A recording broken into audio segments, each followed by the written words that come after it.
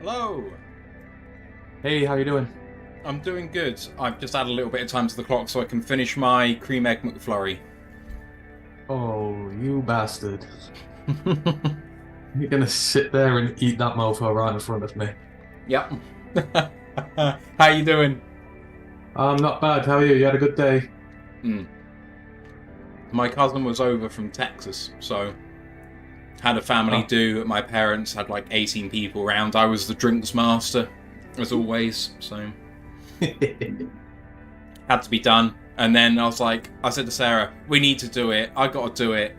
Even though I did the stream yesterday, I was like, I know it's 3 days in a row, but who cares? Let's do it once. Exactly. I mean, it's sort of a very symbolic thing you hit after this. I mean, Oh, I mean, I mean, I've just.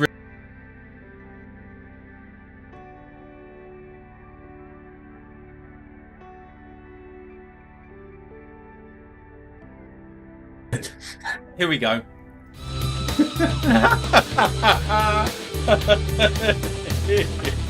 oh, start it right, eh? Nothing encapsulates the professionalism of this show more than what just happened. Hello, everybody. Matt and Ant from Roar of the Lions. I can't believe that you could just hear all of that, but oh well, who cares? Cream Egg McFlurry in hand. Cider, locally brewed, bought from the farm next to my parents. Because it is celebration day. You guys are the fucking best. When we started yesterday, 24 hours ago, we had 943 subs. We're now at like 1,010. I don't know how, but like it's taken us 2 years to get here. But the last 70 subs have taken 24 hours, and it's a fucking absolute masterpiece from everyone who's watching right now.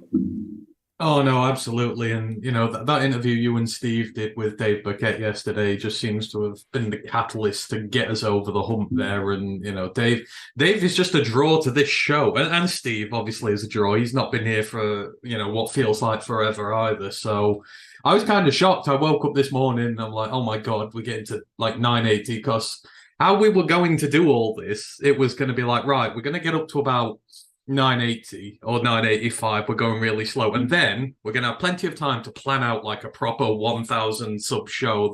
The idea Yeah. I had was for us to like come on a stream when we were at like 985 and just continually stream until we got to 1,000 viewers, even if it took like 12 hours or something like that. That was going to be the thing, to get guests on and to do this whole big razzmatazz thing. And I'm there this morning like, oh Jesus, it's going to happen today. So I've been like, oh, right, okay, fine, fuck it, let's do it today, whatever. It's a Sunday, it's the best day to do it. Then it's crazy, isn't it? This like we started this, but not even 3 years ago at this point, and back then I don't know what we expected. We don't have recordings of like the initial meetings we had when we had like our pod expectations and stuff like that. And I'd love to go back in the vault and discover what they were at this point, because I don't think this point would have been on that schedule. I don't know about you, but I didn't envisage this happening. I'd love to go back. In fact, I'd love to. I, I've been I've been back and listened to the first show. Have you? I sound awful. I sound so nervous and terrible and bad, and I'm just like, oh god, this is this. I remember doing it for the first time. I'm like, what the hell am I doing? I never wanted to do a podcast. I never wanted to do anything No, like this, and here no. I am, just like nattering away. No one's going to care about this. No one's going to listen to it, and I'm just sort of rambling and not making any sense. It's just like, oh my god, You're this. describing me right now. Yeah, I had honestly no idea how much fucking personal growth doing a podcast would lead to. It's But here incredible. we are, three I years mean, later. you're speaking to the guy who still gets nervous enough that I do need to have a drink most shows that we do because Oh, I do. I struggle to speak without it. It's even though it's a faceless audience, it's immediate responses and gratification. You say something shit, it comes right back at you. It's pressure. And you know, people, if they're going to invest their time in you, expect to get something worthwhile out of it. Otherwise, they're not going to keep listening to you. And the idea that you actually have to know your shit and give them something that is going to keep them coming back, it's nerve-wracking and also fantastic at the same time. Let's just acknowledge the people that are in here right now, because it's really cool. We've had a subscription while we've been in. Quirky Zerky on Twitch, subscribing at tier 1. QT's 13th month. Thank you so much. He says, it would be sweet to see the English flag redone with the Lions colours. I'm sure we can arrange something for that. We actually very much wanted to not do that for our logo because we thought it would be tacky. But for a celebration, I'm all for that. Oh, we could do black and silver for the best Lions uniform. Oh, that'd be awesome. I think that you... I think you'd annoy a lot of people. Derek Bobarek as well with 100 bits saying 1,000. Way to go, gentlemen. Also in the chat is Dan Pask, Ashley Soden, James A. McClaw. All guys I've seen on Twitter with congratulations and thank you guys so much on the Twitch, because you guys have been the ones donating to us financially, which has been absolutely fantastic for us in the last 12 months. And then on YouTube, I mean, for you guys who don't know, and I get the feeling that a lot of people don't know this, what 1,000 subs means is that you meet the criteria to become monetized. Now, it takes about a month, which takes us just beyond the draft, so I hope they sort their stuff out.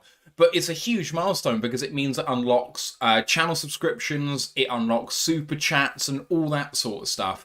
And with us looking to get to Detroit next year, maybe do a meet and greet with people if there's demand for that or that sort of thing, then these sorts of monies that might come in, even if it's just a couple $100, might make the difference between what we can do and what we can't. So it's a massive milestone for us. And thank you to Michael Lucci's, Depp Fan Man, Chrome, Micro Mike, Lions Talk by Chat Sports. Who else have we got in here? Geordie Mansion, love the questions yesterday, Geordie, you were on top form. Michael Huck, Ken Stauder, who else haven't I mentioned? Chrome, Mike Dutcher. Ash was also in the chat on this one as well. Prison Mike, and all the rest of the guys coming in as well, watching it later on. Thank you so much for being a part of this journey. I mean, I say we couldn't do it without you. We couldn't have had the success without you. And maybe part of the success still remains that we are doing it for ourselves. We enjoy doing it. And we're not doing it for anyone else. If we were doing it for other people, our shows would be 20 minutes long, in bite-sized formats that people could easily digest. But because we're enjoying doing it, it's 2 hours long. We're going to rant and rumble and rave because we love talking football, and maybe that's what just translates for people. Yeah, absolutely. It's always just been a passion project for us, hasn't it? And we've always kind of been like, screw what happens as a result of it. If something good happens, then great. If not, then we don't really care because we just enjoy doing this too much. So it's just been so crazy. I mean, just all the little milestones we keep hitting. I mean, it's like 1,000 subs. A lot of people go, well, that's kind of nothing. That's a really meager milestone. But for us, you have to take into account we are talking about a team that has like no market in the UK whatsoever, like none. Outside of us diehards over here, and there are more of them than we thought, but to break into another country's sort of circuit and be able to, you know, have influence there, and for people to want to come and listen to us, I always find it astounding because, I mean, you think about the Lions social scene, you know, the Detroit Lions content creators. I mean, you've got to just start at the top with like Jeremy and Eric and Ryan and all those guys at Brad of Detroit. You know, not homering with them, but they're one of the best sites for NFL fan views, like in the entire NFL, not in just the Lions. Yeah, absolutely. But they are so dedicated to their craft and put out so much great content, which people love. And then you sort of get past that, and you've got Dave Paquette, who we had on yesterday, who's just a treasure trove of information. And, you know, you've got all the guys at The Athletic who do this. And then you're not even getting into, like, the good social creators out there anyhow. Mike is gold star in what he does. Luke G is gold star in what he does. There's a deal on gold star. Detroit Lions of the Pearl, gold star. There's so many great people out there doing such great work with the Lions. It's just like, how on earth the like people have time to come and listen to us with all this? And it's like, and that is just so flattering. It's just what I find more than anything. All these people who come and do it, it's just like you've got so many other good options over there you can go and listen to, and you choose us. And it honestly does make it worth it, because the amount of work we put into this, it is a passion project, but it's like the college pod. For me, it takes over a day to prepare a show, like every time. It is a full-time job, which I put effort into it. If people didn't watch it and enjoy it and get something from it, I'd probably have stopped doing it a long time ago, just because it would make my life a hell of a lot easier. But it doesn't. People do enjoy it, so I carry on. And the same with the main pod. The reason we do so much research and put so much knowledge is it's one, we have to. We don't have a level playing field here, because everyone grows up naturally with the game over there. We don't. So we have to learn all this stuff. And then to put it out there in a way which people enjoy listening to, and to try and do it a little bit differently. And yeah, so that's why we make a sort of big deal. This is the first like stream we've done for a milestone, but this is why we're doing it, because it honestly does. It's just something we never envisaged would happen. Not in my wildest dreams. We just want to let everyone know how much we appreciate you all for doing this. And they say, like I said, we're doing this for you tonight. If you've got anything you want to ask us, if there's anything you want to chat about, put it in there. We will talk about it, because we are beholden to you for all of you who do all this stuff for us. And I don't know, it's just been crazy 2.5 years, this has. And it's... Oh, yeah. No, it's only just going to get better.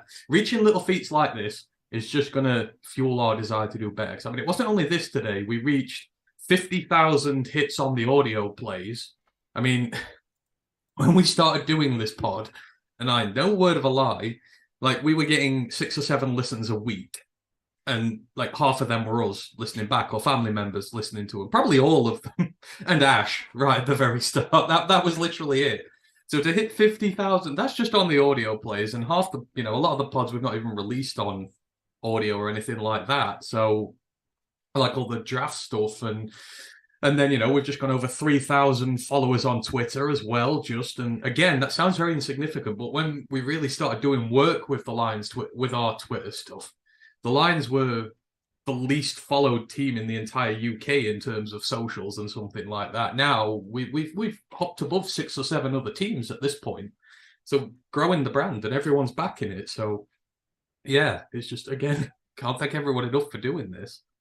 Yeah, I'm just flabbergasted, really. It's absolutely crazy. Let me get to some of the chat in here. We've got Dan McGuinness in here now as well, saying, well done, guys, on 1K, thoroughly deserved. Mike Bell says, me too, grab the phone on the way here. It was on Google. Dragon Fan Tim's in saying, sup, Mike. Mike Bell said, you guys rock it. You're as knowledgeable as anyone.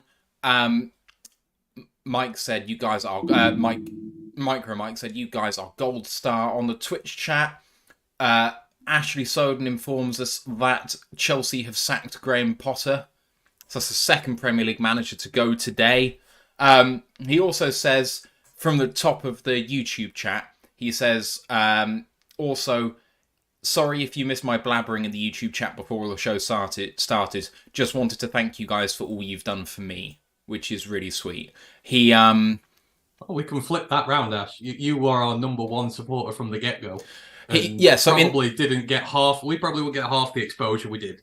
No, without Ash going around everywhere telling everybody about us. So we have our disagreements a lot of the time, but it's like me and you.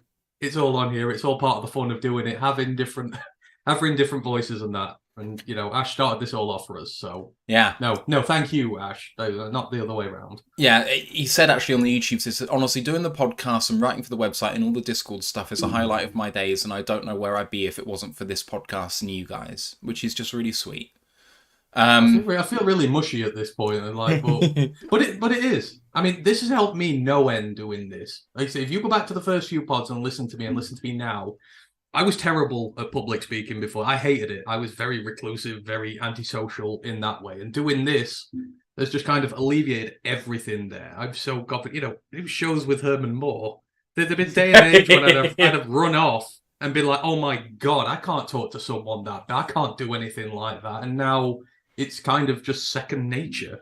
And it does a lot for you doing this. And to just again, for people to enjoy it just means so much. Like everyone goes how knowledgeable you are. It's like it is nice because you do put a lot of effort into these things to keep them going. We always said the first few years were going to be just hard work and next to no reward. And to be honest, they were. It's been this last year when we've really started to gain some traction. But this is year 3 now. It's like Brad Holmes and Dan Campbell's rebuild. The first 2 years, a lot of torture. The third year, success starts to arrive. But So we haven't reached our Super Bowl just yet. So I went and watched the Liverpool game yesterday, and on the bus, I was listening to our first interview with Dave Paquette, just to remind us of where we were, to remind me, what we talked about, so that I could get the receipts to give back to him and to see how far we'd come.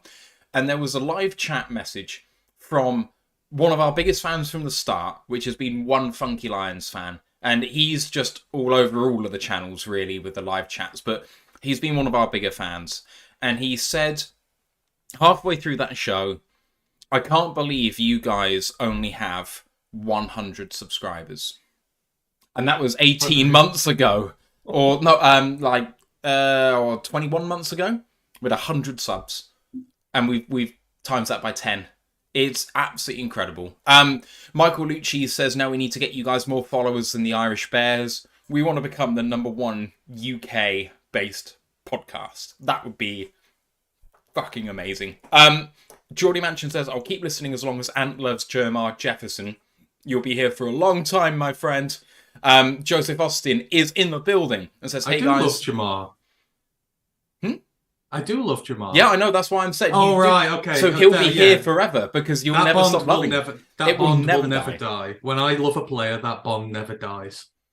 Joseph Austin says, hey guys, I was born into this Lions fandom. You chose it. Best Lions content on the YouTube. Appreciate you so much. On the Twitch side of things, we've got Derek Bobarek saying, maybe it's time to add some options for spending channel points. I've got a nice stash. I don't know if you've watched the Pride of Detroit one and see how you can spend your channel points there, but you can get an appearance by the dog. You can do an impromptu list cast. You can make Chris, on his personal one, take a shot of sake. There's some really fun stuff in there, so we've got to get thinking on some options for that. Dan Pask has a question which we'll get to in just a minute. I'm just going to see if there's any channel stuff on here. David Reinfurt just says, hello, congrats. What else do we have? I mean, our stuff's backing up now. We've not even done the 900 sub giveaway yet, and we need to do the 1,000 one now as well. Yes, so the giveaway that we've got going at the moment, that runs until Friday. I'm not going to run the new one for 1,000 until we've sorted out the prize for the old one, just to make sure there's a little bit of separation between them. The current one's still running. The link for it's in the description below. It's free to do. And if you win, you get a choice of 3 excellent pieces of Lions merch, which are donated by Ryan McCluskey. We're going to meet the costs of postage and packaging. Ryan's donating the item itself. One of them's a signed mini helmet by Lem Barney, Lions legend. And there's a Barry Sanders graded card and a Calvin Johnson signed rookie card on there. So some great prizes. You get a choice of one of those if you win. Free to enter. Get in on that. And then the one for 1,000 subs, Ryan said he's going to change what the prizes are for it, so I'm not sure what's going to be there, but he did say for sure that a full-size DeAndre Swift signed helmet will be part of the choice that you'll have for that one. So keep an eye out for that as well. Derek Barrack with the highlighted message says, you guys are on top of American football in Europe. You will be the kings. I love that. Jans Master says, not seen Jans Master say a message before in Twitch. Maybe that's just my memory. But he says, congrats from Michigan. As fans of the UK, would you ever want expansion teams in Europe? And on the TDN Daily podcast yesterday, they said that there was a report from somewhere else that said that they're not even considering one London team. They are considering a European division of 4 teams. That is the proposal on the table currently. They don't have a timeline for it. I do think that that makes more sense than one London team, but I don't want it to happen at all. I don't know about you.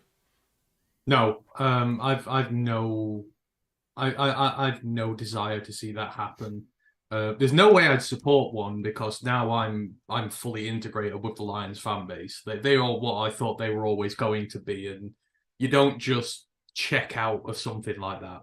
You know, this is as close a knit fan base as you'll get, and how we've been welcomed into it and made to feel part of it from across the ocean. Despite the fact I've not been there yet, a lot of us haven't been there yet. It's like there's no way I'd give this up at all for a franchise over here. That ship has sailed, and to be honest, I think the whole part of what keeps it unique for me is over there. I don't know if I want to see it more on a bigger scale over here. I kind of like being able to support a sport over there, which is still a little bit unknown over here.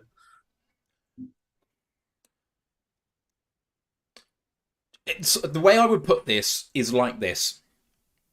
Would you want a Premier League team to come from America? And the answer is no. And the reason why is you guys see what it's like to be a football fan in this country. You go to Liverpool or Man United or Arsenal or any of the Premier League teams. You look at the way that they chant, the way they support. The culture is different. And that sort of culture doesn't exist in America when you support a football team. It doesn't quite feel right. There's something a bit odd about it. And over here, when we host the individual games and everyone gets together, it's fantastic. It's brilliant.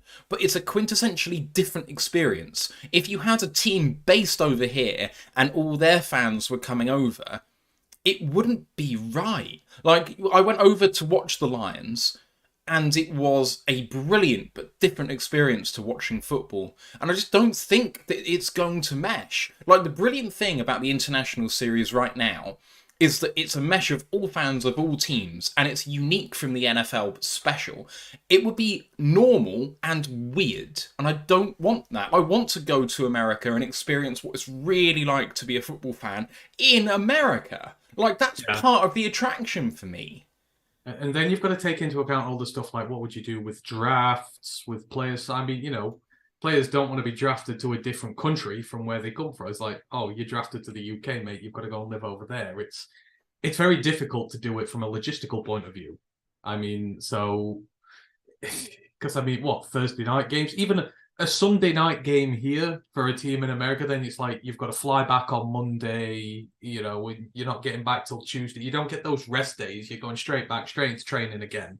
Or do you have to delay the games to make... You know what I mean? Because generally when teams come over here, they don't play like within a good period of that. They don't play Thursday night games. They get plenty of time off after they've been here to make do for the trip. So, No, it's not a biggie. I'd rather leave it exactly how it is. We have football scenes over here. They are local, and that's probably the way that they should stay. So, yeah, no. I just want to keep it as it is. I'm a Lions fan now, and that's all said and done. I would not give up the fandom for a British team. Not a chance. I'd go to a game every now and again because it's local and it's available, but I wouldn't support the team. It might become a second team. I do want to see the Jags do well. I just kind of do, but like, I don't care really. Who cares? Like, doesn't matter to me at all. Getting to some of the other chat that we've got in here, Micro Mike says, hopefully the snowball effect happens for you guys soon. I mean, this show that we did yesterday, we'd never broken 1,000 views before. It's just about to hit 2,000. It's going to be double what we've done before, and I don't know what we did differently, apart from Dave is just the biggest draw ever, and like he's just a special guy. Joseph Austin says, Len Barney, the original number 20. Lions Kool-Aid says, let's go UK Lions. Ronald Barnes says, congrats guys, love your show. Newer subscriber, and I'm talking to you from downtown Detroit, about a 5-minute walk from Ford Field, which is absolutely special. You were one of the guys to knock us over the top, Ronald, for 1,000, so thank you for doing that. Mark Malach as well is in the chat, says, Super Bowl or bust. I'm addicted to baseball gambling. I hope you're betting on the Tigers to lose, because you'd be absolutely rolling in it. We've got our sports chat in our Discord at the minute is basically devoted to Tigers at the moment and how funnily bad they are. I mean, I've seen they've got a hit today now. They're not going to get no hit today, but I mean, God, it's bad. That Rays starting pitcher has a career average of 4 strikeouts per game, and I think he got like 13 against them today. It's just, it's. But I put it onto it. I'm like, well, the Tigers are going to be historically bad, so that the Lions run into the playoffs and potentially the Super Bowl, according to next year. How sweet's that going to be? That's just getting all the better because of how bad the Tigers are. So they are doing a service to tormented Detroit sports fans. Just put them at the real lowest before the real highest arrives. So, do you think this is depressing or exciting? I am continually asking for a credit card limit increase because I am almost scared that we will actually get to the Super Bowl this year. My limit is now $20,000, and I am willing to spend every penny if the Lions get to the Super Bowl to be at that game. I will be there even if it kills me. I don't care. I am going to that game. Geordie Mansion says, also any player with a criminal record wouldn't be allowed into the UK, I think. I think you'll find you'll be fine. It depends on what the criminal action was, but I think you'd probably be okay. I know that Canada is very strict with criminal records. One of my closest friends got done for drink driving 15 years ago, and he's still not allowed into Canada now, even though he's a completely different person now. He was a bit of a reprobate in his youth, and is just not that guy anymore, but he's still not allowed in. But I was about to say, if you've done something like jaywalking or something, which isn't even a crime here, I think you'll be absolutely fine. But then, I mean, if you've really done something heinous, like Matt Patricia's crime to football, you will not be allowed in this country, full stop. Matt Patricia is banned from the UK for crimes against the NFL and the Detroit Lions. That is just something that can't be forgiven. It is written in our law as well. We've had it installed. Getting to the rest of the comments, Carlton Wood said, congratulations everyone involved in ROTL, well done chaps. Mike Huck said, you're absolutely right Matthew, I experienced a Premier League game back in October and it wouldn't be the same in the US. Steve-O says, congratulations on 1k, thank you Steve. Derek Bobarek has come in with a cheer of 1,000 bits, which is Jesus. £30, I think, if I remember rightly. I can't remember how much a bit is, but Derek, thank you. I was chatting with Derek on Twitter earlier, and I've said thank you to him a million times already. But again, he's given out the most gifted subs on the channel. He's probably subscribed the most on the channel on Twitch and donated as well, like going above and beyond the Call of Duty. It's absolutely incredible. He's also said, lol, I know, right? I have to be at a Lions Super Bowl no matter what. I've already informed my partner that this is the case. Jansmaster said, how about this? I started listening last draft and commenting just recently. I just remember in the last draft, Ryan and Ant hyping up Rodrigo and Houston, which made me look like a genius to all of my friends when they balled out this year. How fucking cool is that? Also, we have Cool Down Rat subscribing with Prime, 9th month for him. Thank you very much. And David Reinfurt, 70. David Reinfurt, 70? I swear it was 69 before. You've gained a number, sir. Says, did you go to a University of Michigan game when you were here? I did. I've been at the Big House. It's the second biggest stadium in the world, in the Western world. And it was an absolutely incredible experience. When I come over with some of the guys for a regular season game, I will be pleading with the guys to also take a trip there, because whether you're a Michigan fan or not, it is something to behold. And to be honest, I'd love to go to MSU and to Central and wherever we can go, because college football's the shit. I mean, like, it was loud at Ford Field, but it was something else at Ann Arbor. Like, college football for atmosphere has it going on. I'd love to do a proper college game day. That just smacks of so much fun. It's unreal. So because I watched Michigan Ohio State, they were doing the noon kickoff show from there. So I was watching it live, like right behind them where they have the cameras and stuff. Like, there's very few British people, I think, who've been to a college football game as a tourist and picked the one place where they're actually filming that. So that was really cool. That's the thing. And I've watched so many of these big games, and it's... I just want to go and see the atmosphere. I want to go to like one of the proper, or where they ever maze out or blackout or white out, or when they do one of the special occasions as well. It's just like, it's insane. Yeah, it's just a lot of fun. So there's a lot of plans we need to make for that. I think you should go to the Backyard Brawl, because you go on about it so bloody much. I think you'd enjoy it.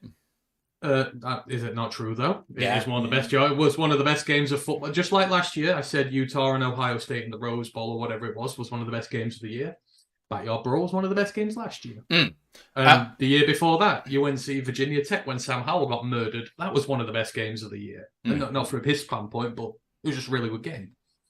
Ronald Barnes says, well, the reason you guys are getting so many subs is you're all very knowledgeable, more than a lot of us in the USA. I saw a couple of mocks you did. Your knowledge of college players is good. Joseph Austin says, Patricia, international criminal. Mark Malach says, FGB. I mean, I prefer FTP than FGB, to be honest. Like, I should do that, shouldn't I? I should put like a Matt Patricia photo up on like, well, what's the Hague's like list of most wanted? You know, like just all that. I should put his like face up on there. Ken Stauder says Toronto, Austin, Orlando. Where else to add? Birmingham, Alabama. I mean, there's some really great places that could be gone to if you're gonna follow football. Ash Soden says, Roar the Lions. So if I get into FSU, you're all coming to Doak with me for a game. Yep, I'd go. Would you go? I'll like make a small trip to see NC State instead. Derek, in fact, no. I'd be in. They don't do away ends, do they? If it's the NC State game, then that's fine, and I will go in NC State colours. I will happily do that. Yeah. No, there's no away ends. Everyone mixes because we'll beat them as per usual. So because we'll have a good quarterback by then. So Steve-O said you have to know what you're doing or go with people that you know what they're to really enjoy a game at the big house. I had no idea what I was doing.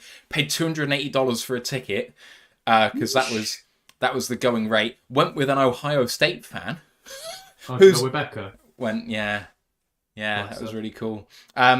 Derek said, will I be visiting Royal Alliance UK tent at the draft next year? Are there even such things at the draft? I don't know. I've never been to one. So we've never been to one. We don't know what happens. I'm trying my hardest to get some sort of networking going with the Lions internally so that we have some sort of something happening. I'd love us to have some level of credentialing. Maybe that's a complete pipe dream. I don't know. I'd love to do a meet and greet.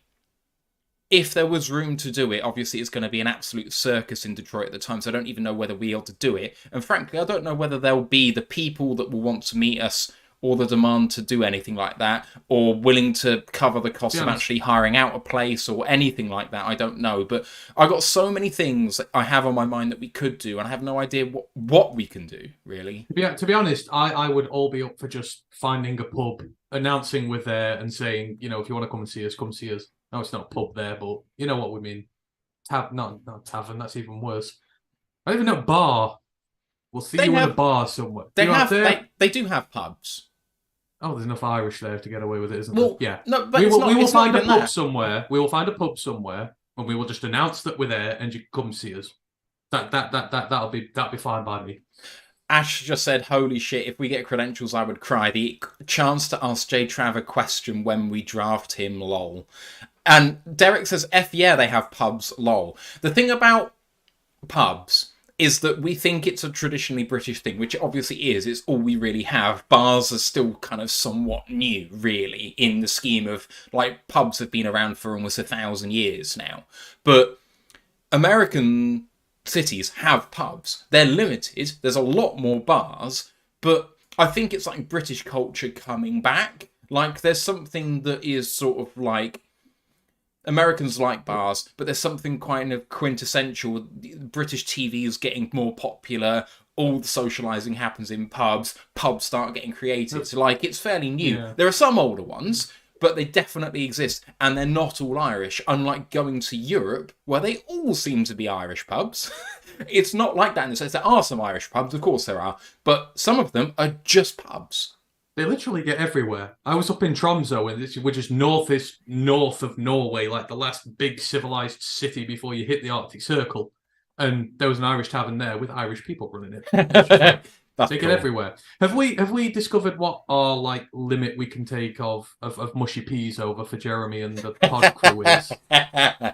We need to find out how as much as we can carry. We need to find legally how much, or we could just import it by boat before we get out there and keep it safe. I think that'd be by easy. Shipping. We probably container. Wouldn't have a limit. With a shipping container with some mushy peas in it for Jeremy and the pod crew. Tins of curry sauce, mushy peas, and gravy are being sent. Wait, they don't like curry sauce either? I'm pretty sure curry sauce ain't a thing. Not like chip shop curry sauce. Well, we're about to, they'll want to come to us when they've had it. They will want to come over and do a I mean, show with us in the UK the when thing they've is, I tried think curry they'll know sauce. what curry sauce is because my own Sarah pointed this out. Basically, is that chip shop curry sauce and katsu curry sauce are exceptionally similar in taste. They are That's basically just the same thing. that's just ruined katsu chicken for me. I love katsu chicken. Katsu chicken's great, but it is very, very similar. Geordie says, "Gotta head out. Congrats again. Thanks for all the hard work. Go Lions." Thanks, Geordie, for checking in. Appreciate you. Steve O says they definitely have pubs in downtown Detroit. I remember passing a few. I live about 10 minutes from downtown. If you guys are in town for the draft, I'll have to buy you a beer. We are going to be there, and I've spoken to Ant about this. Come what may, we're getting there. I don't care Yeah, about the financial considerations of this. We're fucking going as a group because we need to celebrate. I'm going to have to sell an arm because my car just broke recently, which is going to be a lot of money. But even despite that fact, it's like I will just, I'll do whatever it takes. I will do whatever it takes. I'll do whatever it takes within reason. No, I'm bringing you. No, not within reason. I'm bringing you. I don't care. But yeah, just quickly while we're doing this, the point. If you got any questions on this trip, we did this for you guys. If you want to ask us anything, please do. That's why we're here. I'm going to get to Dan's question in a minute as well because it does pertain to the draft. But if it means putting it on my credit card, I don't care. I'm bringing you with. It is. No, I don't care. It's so important to me that we go. And the thing is, the place that we're staying, if they don't cancel on us, that I've booked, and I mean, it's 3 double rooms for 6 people, so it's going to be tight. But £25 per person per night. I know, that's good. It's unbelievable. Good money. And you can get the flights for £300, and then food and drink for a bit, but so what we can pull that together, get something cheap from a hypermarket, and, we can make it a really, really special thing. We need recommendations. We need recommendations. Lots of them. We do need food, recommendations. Drink. Pubs especially. Pubs is the big one. Yeah. Then food after that. Pubs first, then food, then anything else. James A. McClaw asks, what's the difference between a bar and a pub? I don't have a good way of articulating it. I would say it's just modernity of saying it's like a bar would be traditionally like more modern, more trendy. For us, pub, it's publican. It's like an old, like what you see when you watch, all the, oh God, what is it? What's the really popular period drama stuff over here? Those things. Pubs are like just really older buildings, which are bars, you serve drinks. I would classify a bar as being like modern and trendy and does like cocktails and loads of different stuff like that. Whereas a pub, it's just good traditional ales and like gins and stuff like that, and not much else. That would be my take on it. Both bars are more modern and hip. Sam Cataldo says, stay in a group with Detroiters. Do not travel by yourselves. It's not a safe city. I traveled with a friend of mine. I stayed in a hotel in downtown Detroit, and I knew to stay in Metro Detroit. And when I was driving the routes that I knew. I know that certain areas of it are not particularly safe, but I felt safe as anything in central downtown Detroit. I was not worried about it at all. And I was wandering around by myself after Ryan went. And then I drove to Ann Arbor by myself and whatever. It's the thing about the draft is I think they're going to be so conscious that anything that's bad for publicity there with anything unsafe is going to look really bad for the city. So I'm convinced that the safety precautions are going to be absolutely massive. And they're going to invest in the city in the next 12 months to make it as safe as they can in a progressive way that long-term is going to make the city as great as it can. But anyway, for me, the difference between a pub and a bar is that a pub looks like someone's home that's been converted into a bar.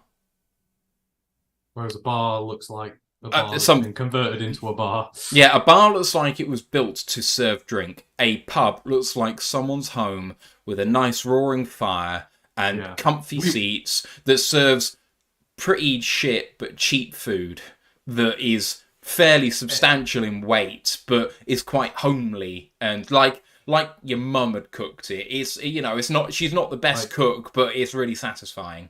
Yeah, like pie and peas. Pie and peas is a great one, or basket meals like burgers and chips and stuff like that. While you have lager on a T-bar and Guinness on a T-bar, the majority of your alcohol is served with a hand pump. You've got to have those hand pumps available in a pub, otherwise it's not a pub. Sam Cataldo says, see you there, good luck. We will see you there. We will. Debt Fan Man says, it's clearly obvious which places to avoid. It's not as if you could mistakenly stumble into 8 Mile. Or I'm adding on that little bit at the end, but yes. Ronald Barnes says, Detroit isn't bad. I live downtown. There are just places you shouldn't go. Absolutely. And it's like a lot of cities. Like London and Birmingham are safe cities, but there are areas that you should be more cautious in than others. I mean, it's not like London is the murder capital of the world or anything like that. They're quite safe cities, really. But, you know, there we go. Death Fan Man says, I'm probably alone in thinking the ROTL UK Detroit special will be at Legends. And I've seen that bar referenced several times. Maybe we will be at Legends. I don't know. I need a bar that has really good rum. And that is a non-negotiable thing. I'm all about the rum at the moment. So it has to have a good... I don't mean anything. I don't mean just like Bacardi and cheap shit like that. It needs to have a good rum stockpile. So that is a prerequisite for any pub that gets recommended to us. What else do we have? I'm trying to get to all of the stuff that aren't questions, and then I'm going to start doing questions in a minute. Derek says, I wouldn't be surprised if you all can outdrink us, but don't worry, we appreciate our drinks. From what I've seen, Americans can hold their drink. We're not coming to prove a point. We're not coming here to show we can drink more than that. We're coming here for a good laugh. So, I mean, we're going to prove a point against the pod crew when we go up against them, but that, you know, that's different. That's, you know, I look forward to that. That's professional in a podcast basis. Outside of that, you know, we're there just to enjoy ourselves. I mean, yeah. James A. McClaw has asked as well, have you all met each other in person yet? I have met Steve, Ryan Farden, that's the London Ryan, and sorry? Landan. Oh, I'm doing a really bad, like... Landon. Landon. I've got it. Landan. No, I can't do it. I can't do it. I'm losing it. London Tan. Geezer. Yeah, there we go. Landon Tan. There we go. Landon Tan. Got it. No. Landon Tan. No, you can't do it. You can't. Geese. Why, aye, mate. I can do Scouse pretty well. Well. That was Irish. Oh, God, I'm going to stop it. You know, can of Coke. I like a can of Coke. We won the Premier League 30 years ago and we're still a big team, right? What's up, Doc? Oh, dear Lord. Cool Down Rat says pub, Coronation Street, Rover's Return. Yes, sir. Yes, that is pretty much the best example of what a pub is. Yeah. Dan Pass says, yeah, kind of, Derek. I like dive bars. And Derek said dive bars sound like a pub. Yeah. I want to see a proper dive bar. I can't. Like a proper one. Yeah. What else do we have? Hascolio says, you guys are incredible. Glad you chose the Lions. Appreciate you, Hascolio. Oh, no, thank you. Again, thank you to you all. It's like, again, go back to this. I reckon we probably thought, we might do this a year and then that'll be that. No one will listen to us and we'll grow bored. But you didn't. You started listening to us more and more. And we're like, they kind of like us. We're going to have to carry on doing this to the point now where we couldn't stop even if we wanted to, which we don't. We want to carry on doing this. So it's just going to keep getting bigger and better. And, you know, now that we can monetize and stuff like that, we can start investing in more better equipment, all this, that, and the other. It all goes in towards the pod, none of it to us directly. It all goes towards pod stuff and just to make us bigger and better and content better for you guys. So, thank you. Ronald Barnes as well says, there is now a video of Jameson Williams just out in the city at a Coney Island diner and the people are loving him. Love it. I love JMO. Yeah, James a dog. Yeah. James a dog. JMO is, and I think it's just we've forgotten what players like him are like. We've sort of had loads of gritty, hardworking types recently that now we're starting to get the flashy, you know, I'm the best guy on the pitch type of guy and I know it and I'm going to back it up type guy. And that's what I feel with Jamie. He's got swag, but it's like disciplined swag. He's going to go out there and prove it and be the best guy on the field and know it. So you've got to have some guys like that on your team. You do. I mean, the thing about JMO and the thing about someone else who he reminds me of a little bit, which is Darius Slay, is that it doesn't mean that those guys aren't also the hardest working people. Just because they're good and they know it doesn't mean they aren't going to absolutely grind every day as well. It's not mutually exclusive. Giovanni Lyons too says no, whoop, whoop, which I love. Enjoy Detroit. He says, I'm from the D, but California is nice now. California is a great state, and I love it very much. Mike Bell says, you may not pay for beer or other libations, which is an interesting prospect. Lester White gives a thumbs up. Like it's free? I think he's suggesting that if we meet up with people who have been listening to us, that we might have drinks paid for us, potentially. Well, that would be very nice. I'm not expecting it, but that would be very nice. I owe a few people beers as well. I was going to say I will buy Luke a beer, but Luke doesn't drink apparently, so I'll have to get him a shandy or something. And get him a mocktail or something. Get him a seltzer. Dan Spano says, hey guys, congratulations on 1K. Thanks, Dan. Appreciate you. Giovanni Lyons says 10,000 equals 1 whoop whoop, and then says thank you for me doing it in the first place. Right, let's get Is that what the commentator does on the... I'm thinking back to Longest Yard now, the guy who's commentating the game, and he goes, whoop whoop. What's it? The famous one? I don't know. You never watched The Longest Yard? No. You'll tell me you've never watched Draft Day No, in fact, I don't even want to... What? How in the hell have you never watched Draft Day? Well, it has been lambasted as, I don't care. It's the cheesiest piece of rubbish in the world, and it is what you should watch before the draft because it just gets you hyped up for it. Maybe, but you know what I'm doing during the draft? I'm grinding the players because I want to know what's going on. I'm not for that bullshit. I've got like several of these books full of notes already. Well, I don't, because I don't have the time. I got to do it now. Neither do I, and I know. I'm up at stupid o'clock at night trying to do all this. Yeah, I know. I've forgotten where the hell's my phone. Here it is. What? So we have questions, and I need to get back to them. So, we had a question from Dan, and I can't remember where it is. Yeah, let's answer some questions. We did do this with a purpose today, not just to soak in adulation. I mean, it has been pretty great though. It has been nice. And like I said, we don't do this for every minuscule milestone. No. This is a very rare thing. We won't do this very often. No. This will be like when we get 100,000 audio listens or something like that next. I thought you were going to say 100,000 subs. I mean, it could be next year. You never know. Dan says, I have a question. Which players or positions would you address on day 3? So we have... How many day 3 picks? We have 3 day 3 picks, I think, because we don't have round 4. five in the top 81, and then 3 on day 3. So we have a 5 and 2 6s. Yes, because we don't have a 7 and we don't have a 4. Misa like that question. Where do I think we're gonna go? Did you see Lucasfilm's? Because you said Misa. Did you see Lucasfilm's or Disney's? April Fool's Day joke? No. It was the announcement of a Darth Jar Jar TV show. And I was like, I want to see that! There's always been a long-running conspiracy theory that he is a Sith Lord, isn't there? Yeah. But I thought it was quite good because the actor who played him is now in The Mandalorian, isn't he? So they made him a... Have you not seen it? I've seen The Mandalorian, but I don't know who the actor is. So the guy who rescues Grogu from Order 66, the Jedi Master he flies off with. Yes, that's Jar Jar Binks' actor. Okay, cool. So he's got a new role. He's probably dead in it now because he all died, but he's in that as a different character. So. Which I thought was kind of cool because he did that interview not so long ago, didn't he? And he got like death threats and everything for doing that show. And it's just like, oh, come on. I know you might not like something, but there's no reason to go around doing stuff like that. If you don't like a character, then just hate on them, like normally. Yeah. Not innormally like that. So anyway, day 3 positions. Interesting. Offensive line will definitely be one. I'm almost certain that one of them's going to be an offensive lineman. I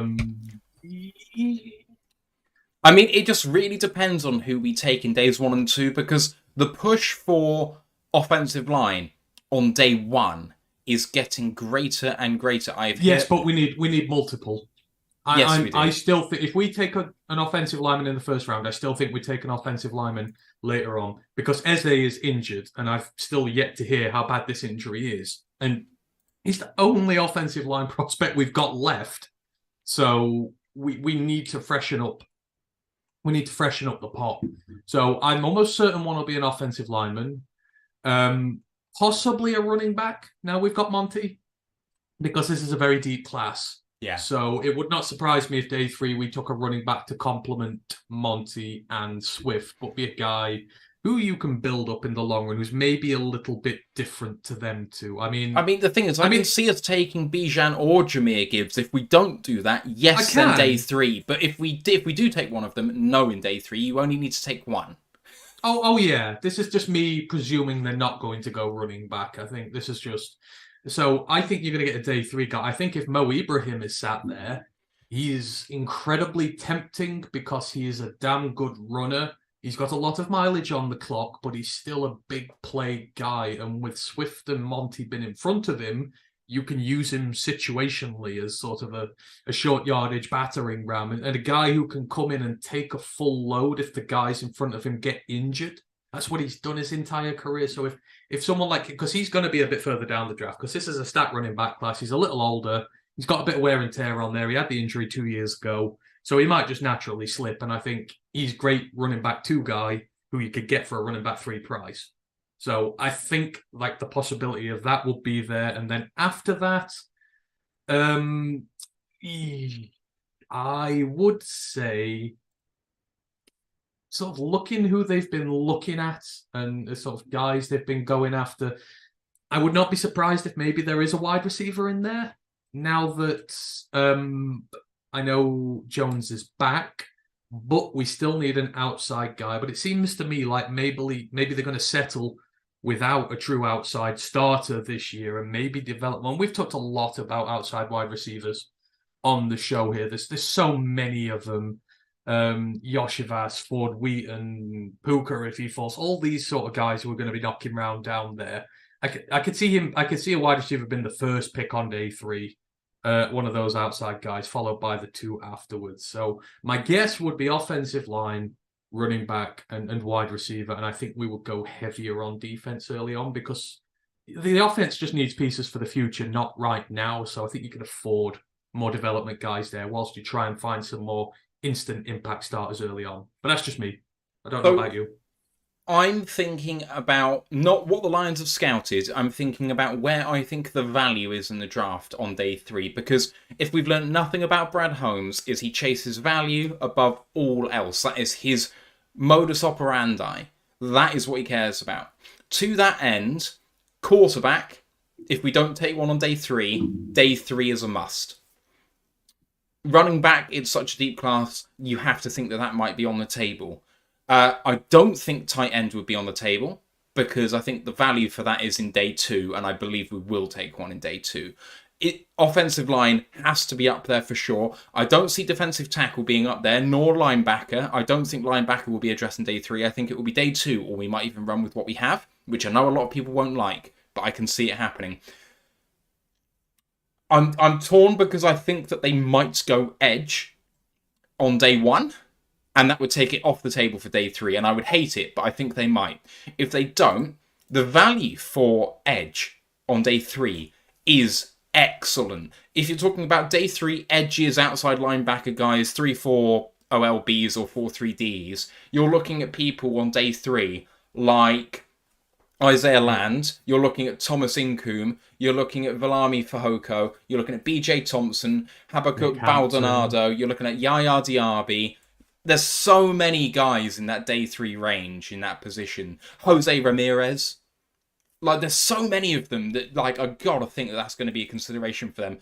There's quite a lot of cornerback safety guys that could also go in that sort of range where I think there's really good value in this draft. And I think that's what that he's going to be after when it comes to the draft. I think that Mekhi Gardner could be someone who goes on there. Jacorian Bennett, who I absolutely love. Eli Ricks. If Eli Ricks falls to day 3, I think they'll consider it. No, he's If people are complaining about attitude problems, then his are the worst. Yeah, I know. So Brandon Hill from Pittsburgh, Tyke Smith from Georgia, if he falls to mid day 3, Jatavius Martin. Tyke's crazy. I mean, 2 years ago when we started doing the college pod, Tyke was like one of the top safeties on our board because there was him and there was his running mate at Georgia. Oh God, who's the one who's coming out this year? Chris Smith. Was it Christopher Smith or one of the others? Anywho, those two were like the best safety duo in the nation and going to absolutely tear stuff up. And then he got injured and missed the entire season, and he never reappeared on the radar this year. I'll make a bold prediction. I think on day 3 we might see another HBCU player. Yeah, I think there's a good chance of it. Because Mark Evans is a day 2 pick, or should be, but the way he got... I mean, I saw Math Bomb talk about him and absolutely ruin his credibility with his athletic profile, which is a load of rubbish. But if Mark Evans is there, the tackle out of Arkansas Pine Bluff, they'll take him as the development offensive lineman. And then Land's still probably going to be knocking around if you want another speed rusher off the edge. You got Jadakis Bonds, the wide receiver, the outside wide receiver, who kind of fits the profile of what we need. I think he's going to get drafted on day 3, and I think he's someone who would interest us with his size and build. I'm going to make that bold prediction that HBCU player is picked day 3, and it's a really good class, so don't be worried by that. There's some studs in there this year, and the Lions seem to take more of a keen interest than most in there, and it wouldn't surprise me if the QB comes from there either, because Brad Holmes' alma mater is kicking one out this year. I'm going to talk about him tomorrow, but yeah, for sure. That is one of my bold predictions for day 3. Mark Evans currently 282 on the consensus board, so not even he's a day 2 pick. Yeah, I hear you. Yeah, but I think he might slip. He might slip if he's there on day 3 and he's still knocking around. They'll take him in a heartbeat. I don't think they'll take him top 80, but he's a damn good player. Stood up against let me think of the right one now because I'm going to get it wrong. He stood up against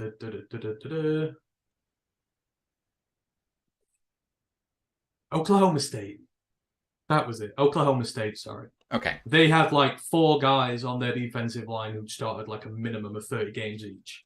And, that's a big step up from Pine Bluff to them. And he looks solid the entire game despite the fact they got blown out. He's got a lot of quality about him. So, yeah. Right, we got lots of questions. So, Jansmaster says, what are you most excited for in the upcoming season? Offense, defense, higher expectations, or just getting to watch your team again? For me, it's just watching the team again. I just love football. And you know what? If we came into this season thinking that we were going to be a 7-10 team, it would not dampen my enthusiasm. Now, the fact that we hopefully should be better than that is fantastic. But I just love football. And hopefully we win. But I just want it to start all over again. I mean, I'm looking forward to it all, but I'm looking forward to seeing the defense take its hopefully first big strides this year, because a lot of these young rookies are now battle-hardened, a lot of snaps under their belt, and we finally added the right vets in there, not aging guys on big contracts looking for one last payday who can't be asked to put their body on the line no more. It's young, hungry guys with a point to prove. Cam Sutton has never won it all.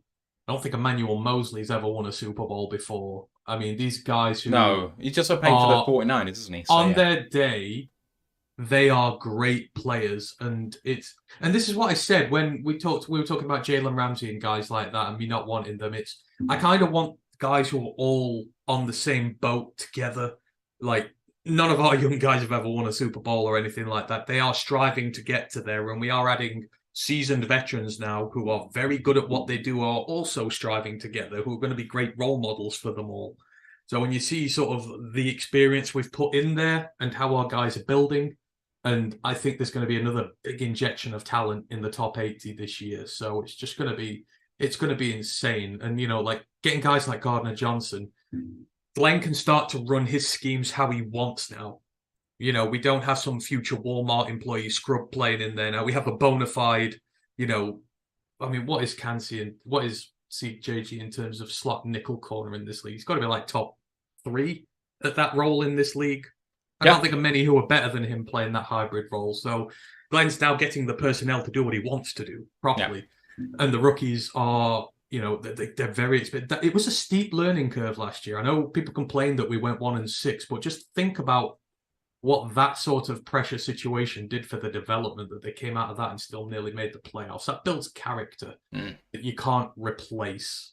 So the defense is really what I'm looking forward to seeing this year, because I kind of know the offense, it can do its job, but for us to be successful, the defense has got to get a lot better.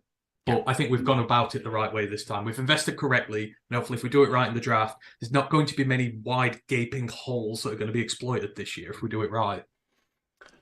Question from Jansmaster says, add one more to the question part. You guys can only sweep one of your division rivals this year. Bears. He continues saying, usually I'd say the Packers, but for this year specifically, which of the 3 teams do you want to sweep no matter what? Packers. I don't care about the Bears being insufferable, generally speaking. The Packers are still the biggest rivals, and I want to see them fail. I want them to lose Rodgers, still have the copium going into the season, and to suffer hard. I want them to have tears streaming down their face about how unfair this all is. It's just so beautiful to me, that image. No, the Packers can wait. The Bears are insufferable at the minute. They think they've got their quarterback, the first one in history who's going to break 4,000 yards, and Adam Rank's already rated him the best quarterback in the NFC North. They are so... And when I say anything about Bears fans, I'm not including Ryan and all that lot Bear Down report. They're amazing Bears fans, and I absolutely love them to death. So you're aside from this. The rest of your fan base, though, however, can suffer miserably while we keep on kicking your ass year in, year out, and we sack Justin Fields 15 times this season. That is what I want to do. They are the worst team in this division, and I want them to know it. So that is who I would sweep this year, and it's not close for me. If we lose twice to the Packers, I can live with that, because they're the Packers, and they always find a way to win. And if it's the Vikings, well, they're technically the team... they're frauds, but, it's more... I couldn't lose to that Bears team with how bad it is at the minute. I would not be palatable. Excuse me. Jansmaster also says, you can really tell you guys just want to talk ball, even though I've disagreed with a lot of takes you've had. That's the best part of being in a fandom. Watching opinions change on players. Alex Anzalone is the clearest example of this. Whether you like him or dislike him, everyone knows he's gotten better, and at the end of the day, we'll all cheer for his success in Honolulu Blue. Guilty. Completely and utterly guilty. I mean, I am just like the king of bad takes, so I understand. But, I have some good ones occasionally. Oh, yeah. I will admit I'm one of those. I will admit when I'm wrong. I do it on the college show when I'm wrong about a college player. I mean, I had to eat some serious humble pie over Jordan Travis this year, which hurt me to my core. But I did it. So, and then when I'm right, I will let you know that I'm right. But yeah, it's all part of the fun. As long as you can agree to disagree at the end, then it doesn't really matter. Our thanks to Big Aries 70, who's resubscribed at Tier 1 for his 15th month in a row. Euro. Amazing. And to Ronald Barnes from the YouTube chat, who's found our tip jar in the description below on YouTube, who's tipped us $10, saying, congratulations, gentlemen. Oh, thank you. Well-run show. I plan on travelling this winning path with you. Thank you. We're all together. Yeah. This is a brotherhood. It really is. And I don't want to gatekeep fandom anymore. I said at the start of this, get on the bandwagon now, because we're not taking anyone with us. When the train leaves the station, you better have been with us when we were at our worst, because we're not taking you on at our best. But you know what? With all the media love we've had, I'm here for it. It doesn't faze me. You know what? It's just refreshing to me. I don't care. You want to jump on the bandwagon? Fine. I am not here to police who's going to be a fan and who's not. It doesn't matter to me. What I know is that I bleed blue. Exactly. But, I do remember the ones of those who were here with us when it was week 7. We were 1-6, and I was shouting that I'd not been more frustrated in this organisation since I stopped caring about when Matt Patricia was here and his reign. when that barrier finally snapped. And through week 7 this year, I'd not been more angry with this team before my anger turned like numbness to Patricia happened. And I was right about that. Now here we are, much brighter future, and we're all here together. And we went through the dark times together, and we've been through the good times together. And I mean, these last 2 seasons, as nice as they've been with Dan, they've been difficult. I mean, having to resort to humor on Twitter to try and deal with it all, having to get ribbed by everybody. It's been tough, which is why, you know, this is why we're all here now. Now that we're going to do well, this is the good part, and this is one of the reasons I said I want to do this. The tough times, it's very easy to leave when the times get tough, but then when the good times come, oh my God, they are so much sweeter and nicer because you don't have them, and you will learn to appreciate them a lot more and enjoy them a lot more. Yeah. Not like all the desensitized Pats fans and stuff we have over here who just don't care and then just switch off whenever they're not in the Super Bowl. It is depressing when that happens. It's not nice to see the fandom disappear when you don't win. It's very hollow. To get to more things, because I'm getting overwhelmed with the stuff at the moment, just trying to get through all the Twitch stuff before I get to the YouTube stuff. 100 channel points used by Derek Bobarek, who says, say 1,000 in a language other than English. And I have 2, which would be 1,000 and 1,000. I don't know why you want to say 1,000 in another language, but oh well. Cool Down Rat asks you, Ant, specifically, have you ever watched a game on Nickelodeon? No, I haven't. No, I haven't either. I have not watched the Slime Time games, but if I'm right, the Slime Time games have always happened at the same time as a Lion, or is it a specific one? The Slime Time's during the 6 o'clock slot, isn't it? Or is it? I think so, yeah. I think we've been playing when Slime Time's been on. It's a funny concept, I must admit. But no, I haven't watched one as of yet. Derek Barbaric has cheered with another 1,000 bits. That's why he wanted me to say 1,000 in a different language. I love it. I love it so much. Thank you. You picked the options I were going to pick as well, because that's the only other ones I know. Ashley Soden says, we do have a Super Bowl winner on the team. Who is it? He doesn't ask the question, who is it? He listed him. I'm asking you the question, who is it? Is it a player or a coaching staff? It's a player. So a player who's a Super Bowl winner. Let's just think about this. Is he a Super Bowl winner? Well, let's think about this logically.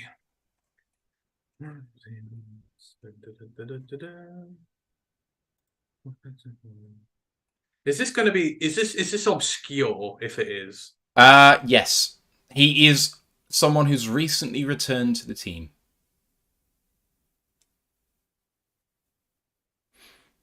Who no one wanted. Wait, Reeves Maben? No, I wanted Reeves Maben back. Screw you. That is you projecting your own opinions. I'm talking about everyone not expecting or wanting this guy to return. Everyone. Jared Davis? No, he's not on the team anymore. Oh, he's not on the team no more. Someone who recently re-signed, so like really recently. The most recent re-signing, apart from Reeves Maben? Who, Marvin Jones? No, sorry, apart from Marvin Jones as well, my bad. Oh, there you go. You're giving me clues that don't even exist. So Should I tell you? Marvin Jones is back. JRM is back. Yeah. Any other linebacker in special? We've recently been talking about options on day 3 for this position. No, just go. I'm not going to get Nate Sudfeld, 2017 Philadelphia Eagles. Oh. Yeah, there we go. I thought you'd hate that. What else do we have? Quirky Zerky. Hey, I never said I didn't want Sudfeld back, by the way. I think a lot of universally hate that move. I don't hate the move. It's just not a great move for us, really. The NFL, he says, is always trying to boost the Lions. When we started 5-0, we were lauded up and down the NFL media. People need to remember that the Lions have earned all the crap that come their way. People have been trying to cheer for us for years, but we have sucked so hard. The reason that people doubt the Lions is because they have been bad for so long. You can't blame people for not getting on the bandwagon. It feels weird now that we just get above 500 and everyone's on us, but the reason they are is that they see the organisation for the first time in a generation in multiple generations is Run actually properly. being run well from the top down, including the owner. And it makes a massive, massive difference. Right, Kudos. so let's go And we need to to start better. I feel like the schedule is going to be huge for us this year the away because schedule's brutal and the home that road, section. Yeah. yeah, because if we get a lot of them brutal home games early on, brutal away games, sorry, early on, and you throw in some of the harder home games, like if you say the Packers are going to come calling or something like that. I think we've got the Broncos at home as well, don't we? So if you get some of those, because I think they said the last 2 years through November and October we're 1-14. That's where the problem lies. If you're sort of 500 through that 2 month spell, then you're in a good position to roll on and use the end of season momentum we always seem to get. But I think the schedule's going to be critical this year. If it can sort of softball us early on, then good things should await if we can get the momentum rolling early.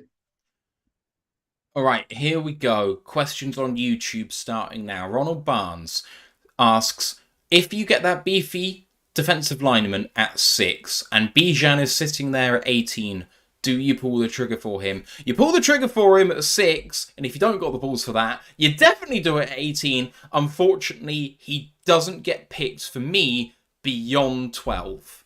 I don't think he slips But beyond 12. have you noticed most of the mock drafts have him in the 20s?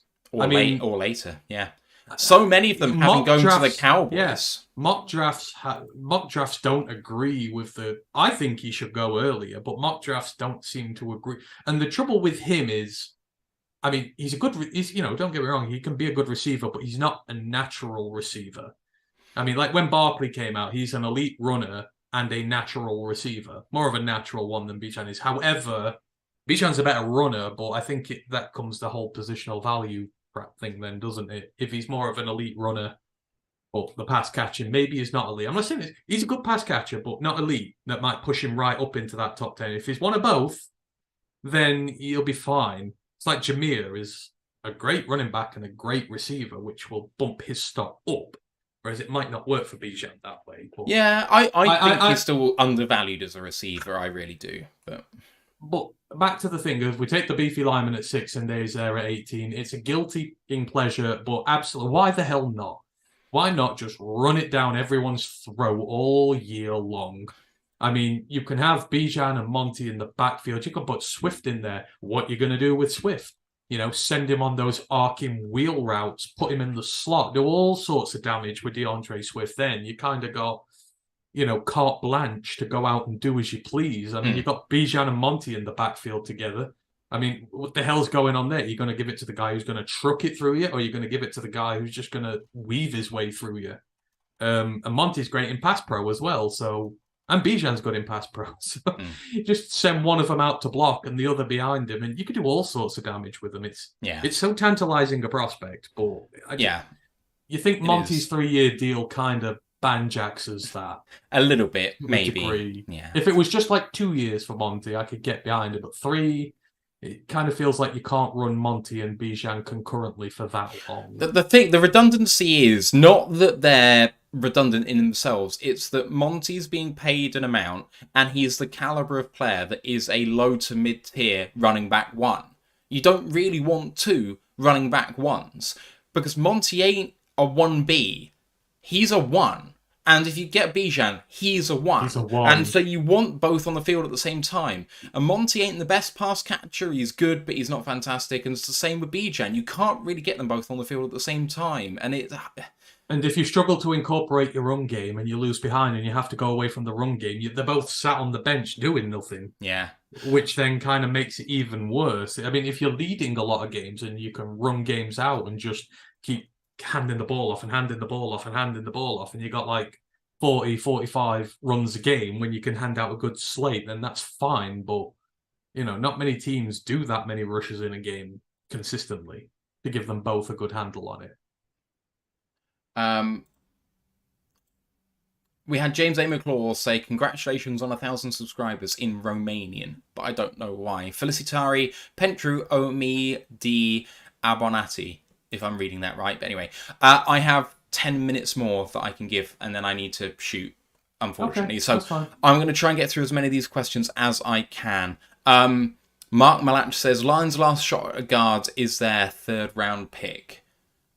I don't agree. And actually, Ant identified someone who I think is probably going to be there on day 3 at the guard position. So, in Mark Evans, I don't agree that that is going to be the last time you can get a guard, but maybe a starting caliber guard. But we've got 3 starting caliber guards right now, so we don't need a starting one this year. We need backup.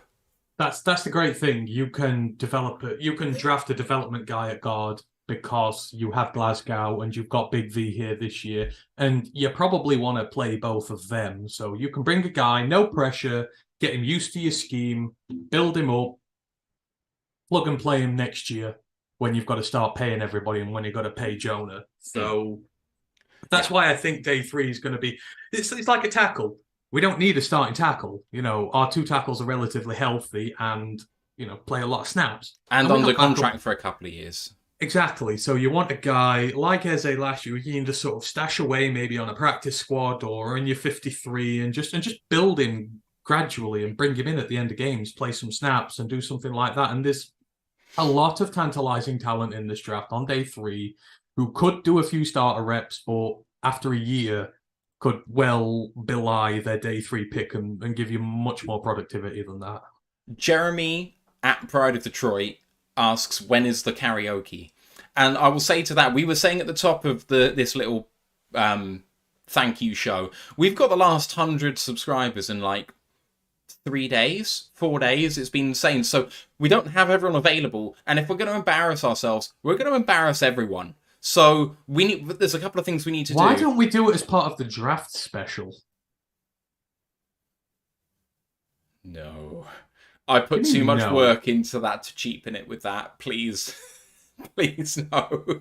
Let's do it. We struggle for things the week before the draft, right? So how about the show the week before the draft? Yes, that's good. I like that. We can do it on the Monday and then make everyone laugh a lot before the draft and just So there's difficulties with it though.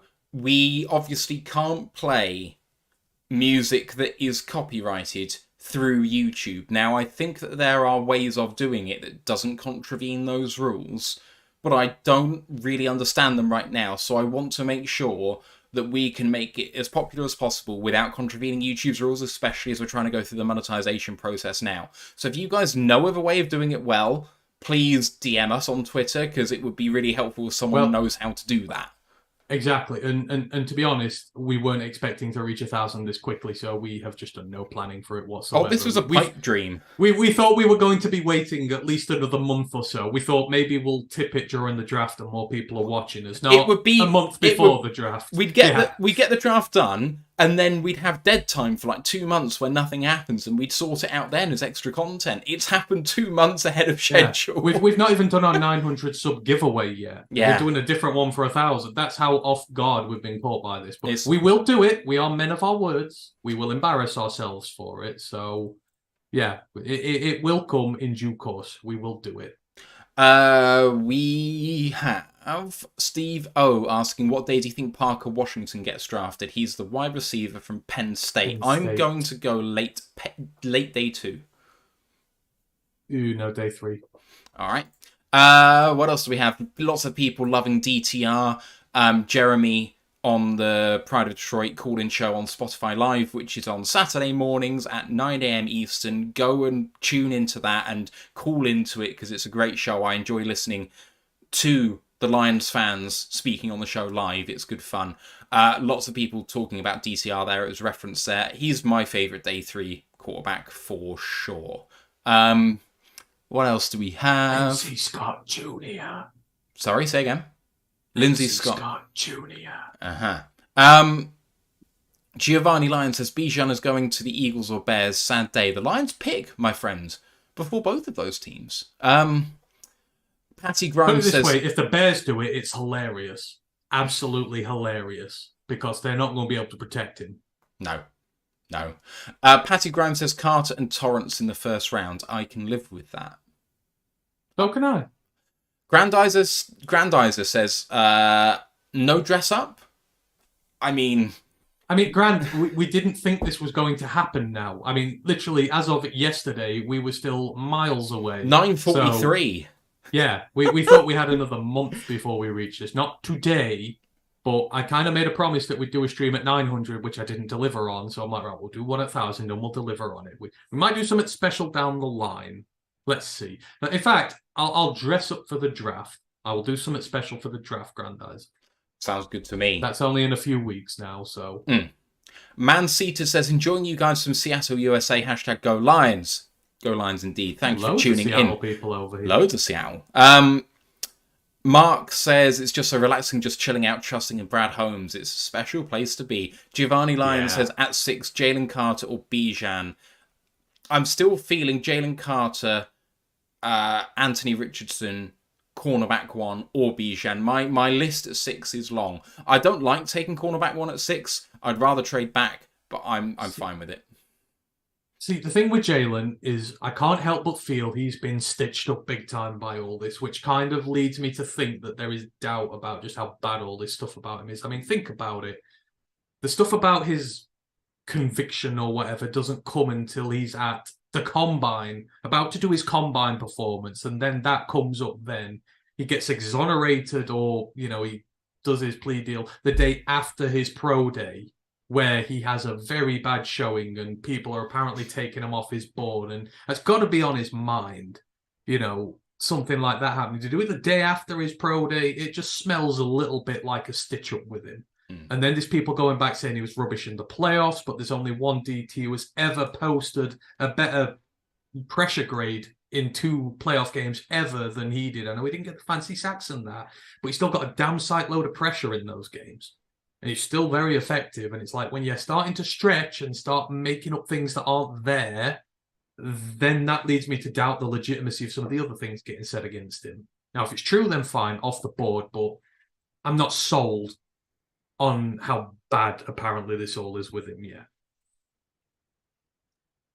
Yeah, I don't think that anyone still knows enough. I think the Lions are going to know enough to make that choice. So if they do, I trust them. If they don't, I trust them. I won't be disappointed if we don't get him for that reason, but I will be frustrated that such a talent will not be coming here. Ken Stouder says maybe Charbonnet for short yard gains to replace Jamal. If we haven't taken a running back and Charbonnet's on the board at 81, I'm running to the podium because he is a special talent at running back as well.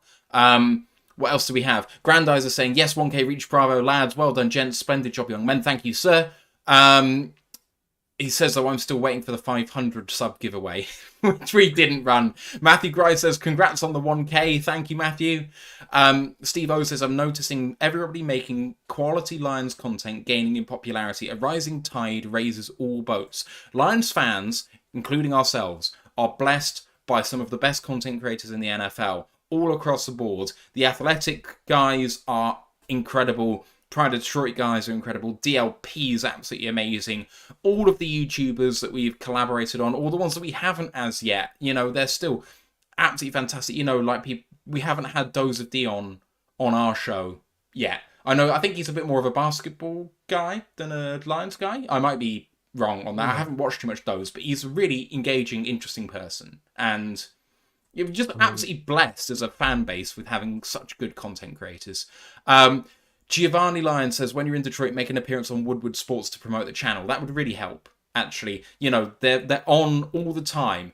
And whether you like them or not, they do reach a huge amount of people. And I do like some of the people on Woodward Sports. Like, it's not all hot take nonsense. It isn't. And I would like to meet Easy.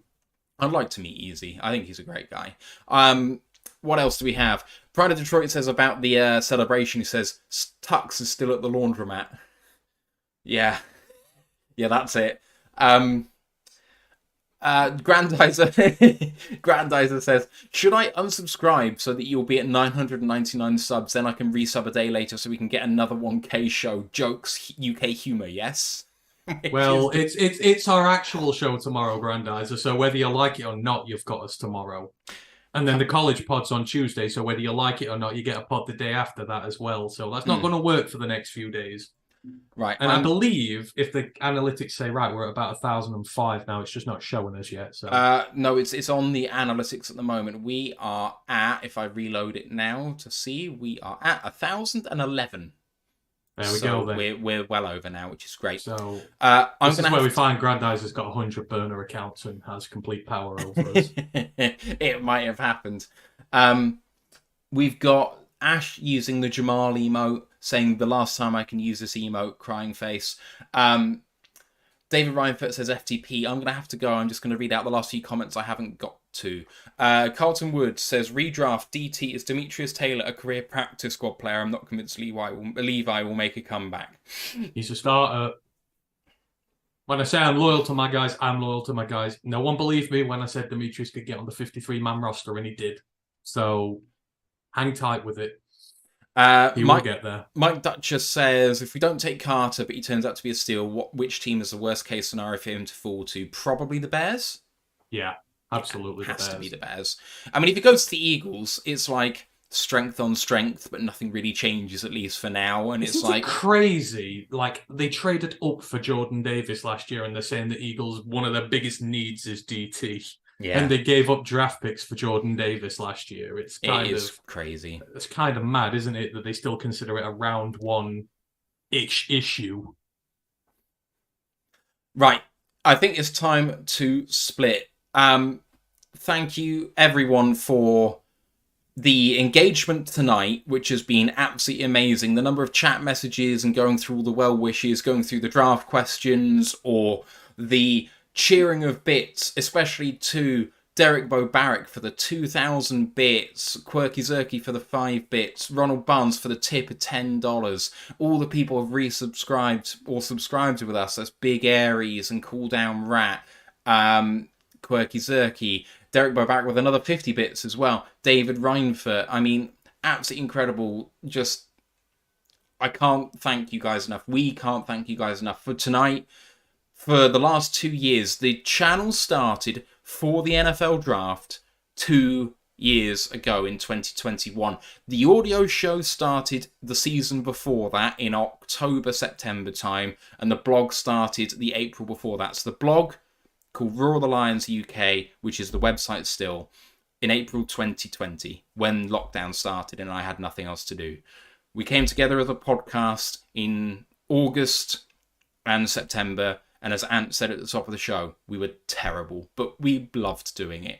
It's developed into us being much more confident people, talking in general, but loving this team and growing together as a unit, as a podcast, and to meet all of you guys virtually and to be able to speak to you on a level. I always think with podcasts that I listen to, with Jeremy and those guys and with Chris on the DLP, that podcasting is a very personal thing, that you feel like you're not listening to a radio show. That's somehow more impersonal, even though it's basically the same thing. That you are listening to a stream of consciousness that lets you a bit more into that person's personality, that they become your friend even though you've never met them. And I feel like I know all of you as well. Like, it's such a great thing. There's people who have been with us from the very beginning, even though very few people listened to us at the start. Some people somehow found us, and it's just absolutely incredible. And you've all met Matt as many times as I have, so yeah, right. Some of you over there have met him more than me. It's true. It's true. And we just are humbled entirely, completely by what's happened. And hopefully we just go from strength to strength, doing something that we love doing, and let's see where it takes us. I mean, the sky's the limit for what we can do here with this. Like, it's always going to be a hobby. I can't ever quit my job to do this sort of thing. It's just not going to pay the bills. But I love it so much. It's the best part of my week, doing this. I'd love to do more shows. I'd love to do daily shows, to be honest, but it's just not realistic. But to provide you bigger and better service, in the long term, I want to create an official international fan club. I've talked about this with the guys here. We don't think it's quite ready to go yet. The amount of time it's going to take is going to be insane. But the Lions have a great fan base in this country and around Europe. It's something that we've tried to highlight on the draft shows often by bringing on people from Spain and Finland and Germany. And, the fan base is big here and growing. And it needs something to represent them. Other fan bases have this. The Packers especially are really good at it. The Bears have it, I think. The Chiefs have it. And the fan bases provide for the people who give them subs, like proper subs for fan clubs. They give them discounted merch. There's an organised trip every year to bring those people to a local game in the city of which they support their team. So the Chiefs obviously go to Kansas City, and the Packers go once a year at least, if not twice. I think they have a game where they go to Lambeau. They have official connections with their teams. I think the Eagles guys get the general manager of the Eagles. I think they get Howie Roseman on the show to talk with them about what's going on. I know the Cowboys guys get someone high up in the Cowboys organization. I think they get one of the chief scouts over there to talk with them about the draft process. Like, the ambition that I have for what we can be is so big, and it's hard to find out how to do all of this stuff. And I'm working hard behind the scenes to try and get this access for the growing fan base here, to bring the fandom that we can for ourselves, but also for the people that listen to us over here, and bring it to Michigan, because I think that we can all enrich what we're doing here together. Like, I think that the guys in Michigan would love it. The reaction that me and Ryan had when we turned up in Lafayette's for a Coney dog, and a guy just turned around who was at the bar at Lafayette's, not on the tables, you can sit up right where they're making it, and turn around and say, "You're not from here." What are you doing here? I just couldn't believe why we were here. And just talking, they bought us a beer. It was like $15 to buy me and Ryan a beer each for a 330ml can. $7.50 each. We bought them anyway, and some fries, and we just chat for 45 minutes about it. And like, we could legitimately bring an army, like 40, 50 people from Europe. Like, it could happen. It should happen. And, a kind of 3 to 5 year goal. It's a die-hard fan base. It's small, it's growing, but it's passionate, and we can do it. But yeah, there's my little rant to end the show. Anything you want to sign off with, Ant? No, just again, thank you for kind of indulging us this last hour and a bit. We don't usually do this, but starting a podcast and these first few milestones are the hardest. It is incredibly difficult to get these little things. So, and a lot of work and effort has gone into it. So, we just want to take this chance to thank everybody who watches the pod and that and does it. And it makes it worth it, and it makes us keep wanting to do more. So if you keep with us, then we will keep doing more, and we will keep putting our usual hard work and effort into it. So yeah, can't wait for another year. Can't wait to another year, another great, hopefully, season for us. We've got lots of happy content when we're winning games, and have you guys all along for the ride. So enjoy the rest of your weekend, and we shall see you tomorrow. Not be long till you see us again. We'll be talking about something very divisive to get us back into the mood again. And I can see that we're going to have a lot of interesting discussions tomorrow. So come and join us. Yeah, definitely. 2023 NFL quarterbacks tomorrow. It's going to be really divisive and really fiery, and I can't wait. Jeremy's just posted on Twitch, "Congrats, fellas. The success is all earned. You'll grind." I appreciate that. That really means a lot to us. Thank you. Fan Man says, "But when is a karaoke show?" Soon. Week before the draft. We'll organise it, but we need help. Guys... Whoever suggested this over here needs shooting, because we're going to have to do this now. Wasn't it you? Oh, well, there you go then. See you all. Right, guys. Quarterbacks tomorrow, 2:30 p.m. Eastern, 7:30 UK time. We'll see you then. Thank you for tonight. Good night!